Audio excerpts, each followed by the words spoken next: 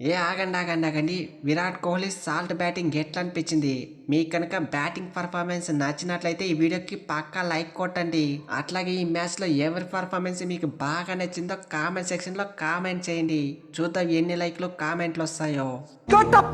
राजमाता समारी शंख फूंक दो।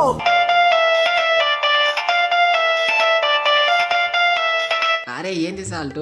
సాంబార్లో సాల్ట్ వేసినంత ఈజీగా సిక్స్లు మొత్తం పారేసివి. పాపం రాజస్థాన్ బౌలర్లు నువ్వైతే సిక్స్లు కొడుతున్నప్పుడు చూడాలి. ఒక్కొక్కరి ముఖం అయితే మెలికలు తిరిగిపోయింది.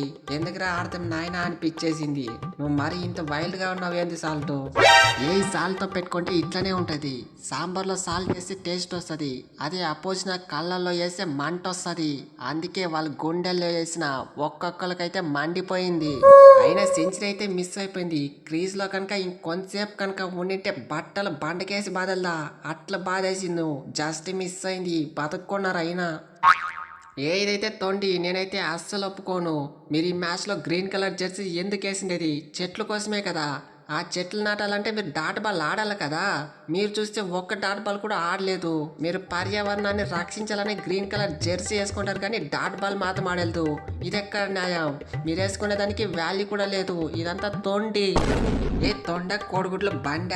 ఈ ఆర్సీబీతో పెట్టుకుంటే ఇట్లానే ఉంటది. మేమైతే మ్యాచ్ కి ముందే చెప్పినాము, మ్యాచ్ మాతా వాడితే ఏమైనా తడబడతాం కానీ అదే ఆపోజిట్ గ్రౌండ్ లో ఆడితే పక్కా విన్ అవుతాం అనేసి. సాల్ట్ అయితే సప్పర్ ఇచ్చిండు, నేనైతే కుమ్మేసా. అట్లుంటది మాతో పెట్టుకుంటే. అది కూడా మ్యాచ్ 9 వికెట్లు పెట్టుకుని ఈజీగా గెలిచి పారేసి. నేను సాల్ట్ అయితే కొత్త ర్యాంప్ బ్యాటింగ్ చేసి వన్ డౌన్ లో వచ్చిన పడికలు కూడా ఫామ్ లో లేదని భయపడ్డాం. కానీ మీరైతే ఫామ్ లోకి తెప్పించేసరి. మీతో మ్యాచ్ పడి మాకు మంచిదే అయింది. Thank you Rajasthan Royals. ఏంది ఇది అంటున్నా. నేనైతే 75 రన్స్ కొడుతుంది. అది కూడా కష్టపడి కొడుతుంది. మీరు చూసే దాన్ని 17 ఓవర్లోనే చేసి పడేస్తారా? అసలు మ్యాచ్ ఎవరితో ఆడుతూ ఉండేది? రాజస్థాన్ రాయల్స్. అందులో కూడా మ్యాచ్ ఆడుతుండేది మా ఊర్లో. మా ఊరికి వచ్చి మమ్మల్ని కొడతారా? ఏం బౌలింగ్ వేసిండారో ఏందో. అరే ఏంది సంజు, నువ్వేం మాట్లాడతలేదు. మనం గెలవాల్సిన మ్యాచ్ మన ఊళ్ళోనే మనమే దారుణంగా ఓడిపోతుంది. ఇదైతే నాకేం అర్థం అవ్వట్లేదు. ఇంకేం మాట్లాడతా? ఇంకా పిసుక్కోవడమే. వాళ్ళు వచ్చి మన హోమ్ గ్రౌండ్లో మ్యాచ్ మనమల్ని ఓడిపించి మనమైతే చిన్నస్వామికి పోయి వాళ్ళని ఓడిపిద్దాం.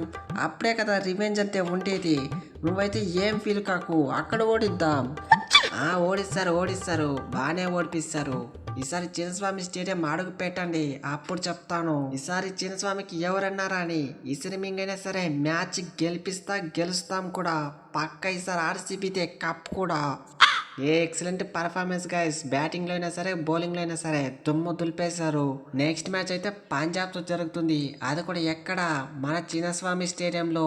ఈసారి పక్క చిన్నస్వామి స్టేడియం ఎరుపెక్కాల, మ్యాచ్ గెలవాలా.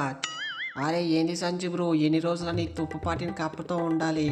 ఎప్పుడో 2008లో గెలిచిన కప్పు, అప్పటి నుంచి ఒక కప్పు కూడా గెలవలేదు. ఈసారన్నా గెలుస్తామంటావా? ఏ తుప్పు పట్టిందో పగిలిపోయిందో ఏదో ఒకటి ఉంది కదా. కావాలంటే పెయింట్ వేస్తే అదే మంచిగా అవుతుంది. నువ్వైతే ఏం ఫీల్ కాకు.